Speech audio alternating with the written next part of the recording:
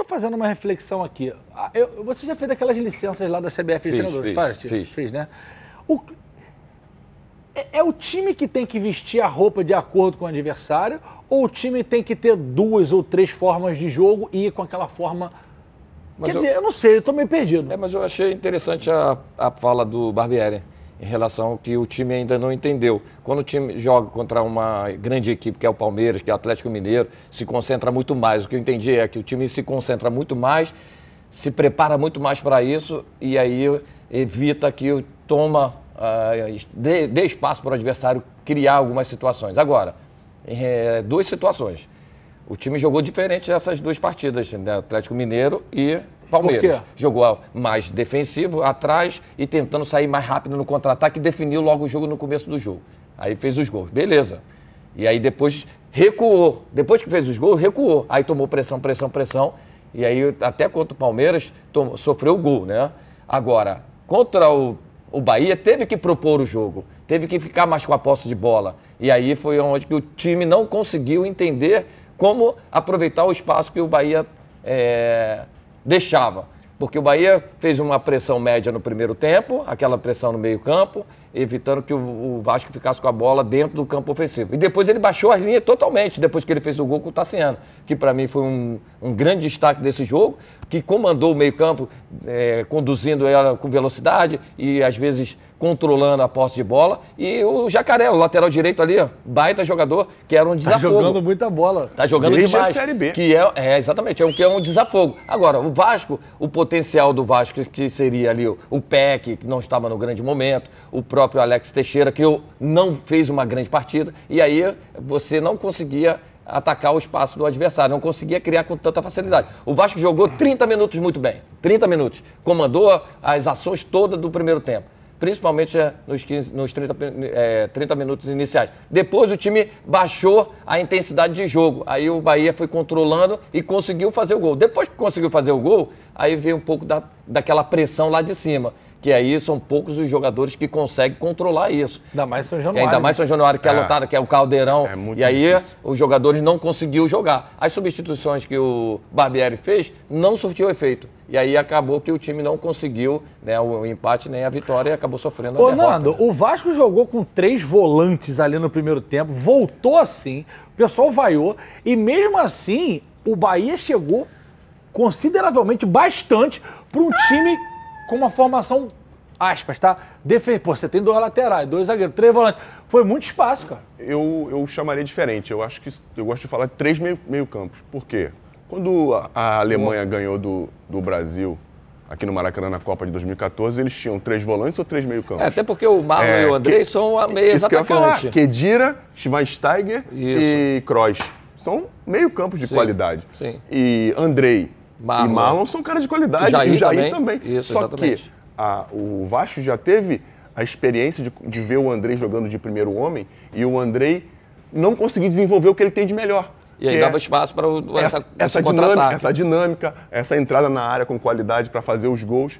Isso já aconteceu e ele não foi bem. E se repetiu ontem novamente. Você tira o que o menino tem de melhor.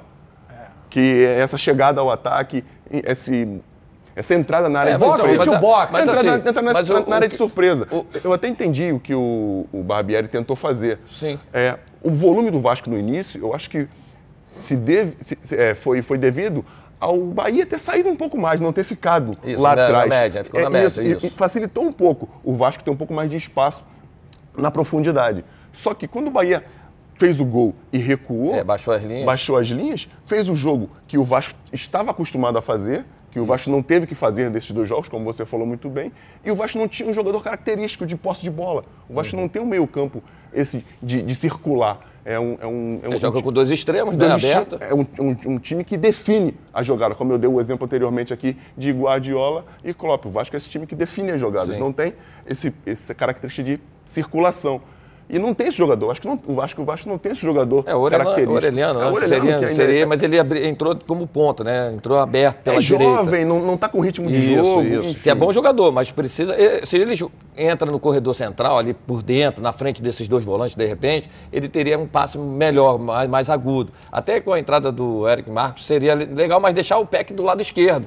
né? Que do lado direito, porque o lado forte do Peck é do lado direito e traz por dentro. E o Orelhano por dentro ali, de repente fazia a circulação melhor, com um passe mais agudo, isso. E às vezes até o Marlon, que quando começou muito bem jogando do lado. Sim, ele apareceu no Vasco jogando do lado. E ele vindo por dentro é onde está um pouco mais congestionado. E o time não rendeu, né? Aproveitando melhor entre o terceiro zagueiro pela direita e o próprio Jacaré, podia ser um lugar legal para o Marlon poder atuar. Sim. Será que o Vasco não está precisando desse meia articulador, desse cara mais experiente que vinha para dar um pouco mais de segurança? Antes. Assim, Antes era o Nenê. O Nenê se aposentou, ficou um maracuja. Foi pro Juventude. Se aposentou do Vasco, foi pro Juventude. Verdade, Nenê, te aposentei, passa.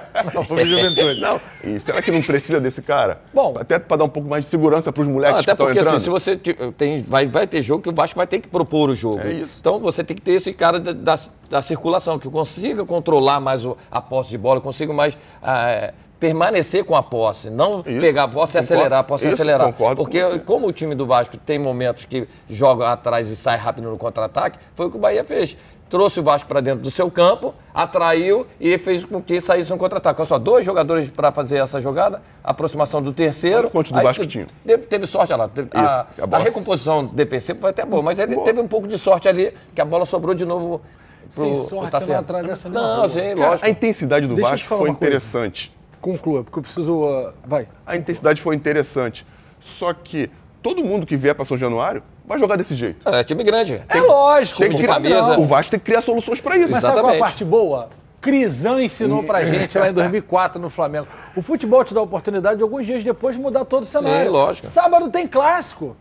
Vasco e Fluminense, jogaço, dinizismo contra o barbierismo. E a gente vai ter a oportunidade de ver tudo isso que a gente está falando aqui, se evoluiu, se não evoluiu. Segunda-feira estaremos aqui para falar. Olá, jovens, olha só, assistiram, se divertiram, comentaram, cornetaram. Ok, agora você não pode esquecer de ativar a notificação, de compartilhar e de dar like nos vídeos, cara. Sabe por quê? Se não fizer, já sabe, né? Cega ele, vovó! Tchau!